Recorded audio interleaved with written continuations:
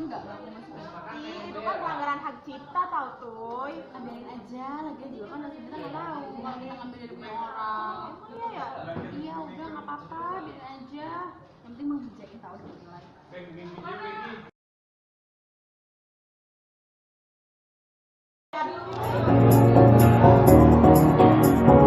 Ayo. Ih, lagu apa tuh? Kuenya. Oh, udah nonton di mana deh? Ini di sini sih Mas. Apa sih biasa? Ih, kok nonton di situ sih? Kalau di situ sama aja melanggar kita tahu. Iya, harusnya lo udah ngasih SL yang berbayar. Itu nggak melanggar hak cipta. Ya udah deh, nanti aku di download situ aja. Oke deh.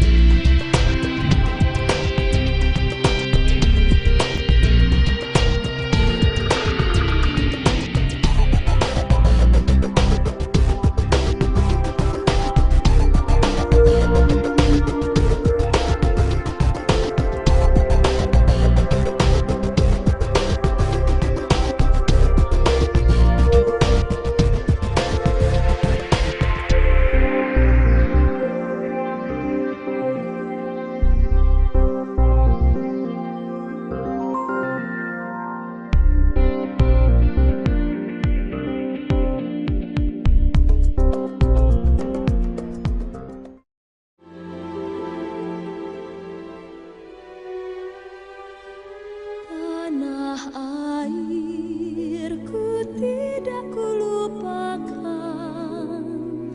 kan terkenang selama hidupku. Biarpun saya pergi jauh, tidakkan hilang dari kalbu. Tanahku yang ku cintai, engkau ku hargai.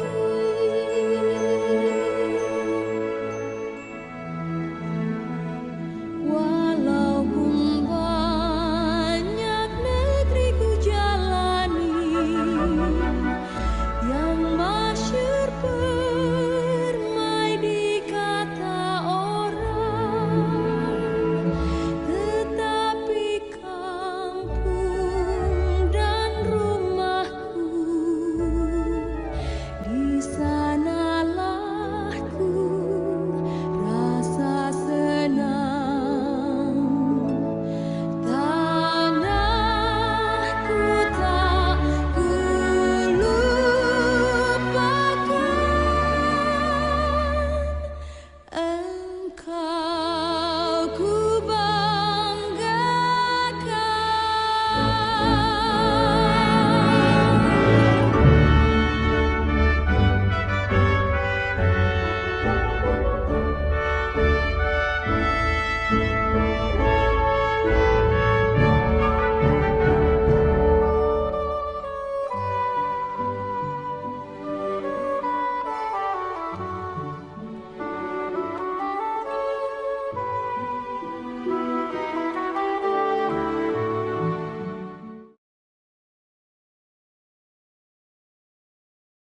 Kami ucapkan selamat datang kepada Bapak Menteri Hukum dan Hak Asasi Manusia Republik Indonesia.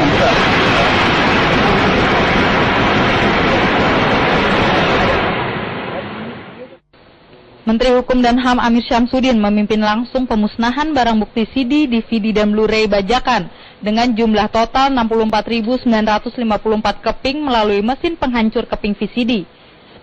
Barang bukti tersebut merupakan hasil kerja nyata dari Direktorat Penyidikan Hak Kekayaan Intelektual dalam penindakan penanggulangan pelanggaran HKI. Direktorat Penyidikan juga berhasil menindak dan mengamankan barang bukti dari berbagai daerah di Indonesia terkait merek dan hak paten seperti mesin-mesin bermerek generator set palsu, velg-velg motor bermerek RGV palsu, bearing palsu yang didapat dari Kalimantan, Makassar, dan Surabaya.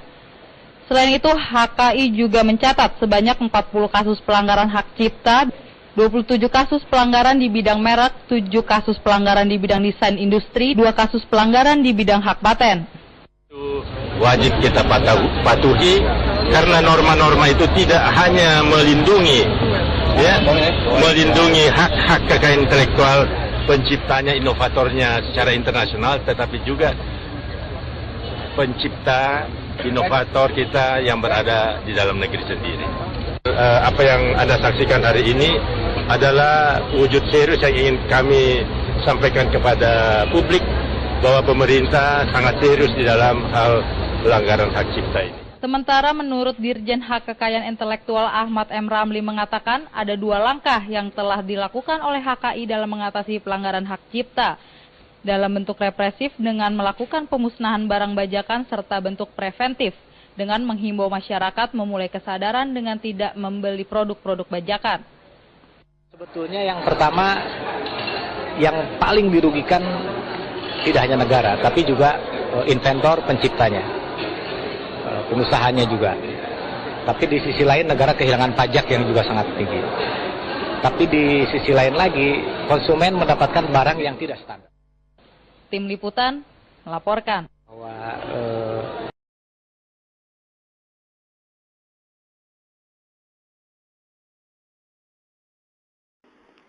Di suatu negara, terdapat pencipta karya intelektual yang hasil karyanya berupa musik, movie, game, dan software. Negara tersebut memiliki banyak pencipta karya intelektual yang karyanya direkam melalui cakram optik.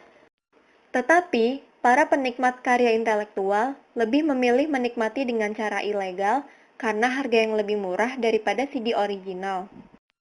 Kemudian, pembajakan ini menjadi berita penting di koran-koran. Mengetahui hal itu, si pencipta karya intelektual sedih karena sudah bersusah payah membuat sesuatu yang berguna, tapi tidak ada yang menghargai sama sekali. Akhirnya, negara tersebut hanya menjadi penikmat saja. Dan inovasi yang tadinya berkembang, lama-lama menjadi suram, lalu mati. Apakah itu negara kamu?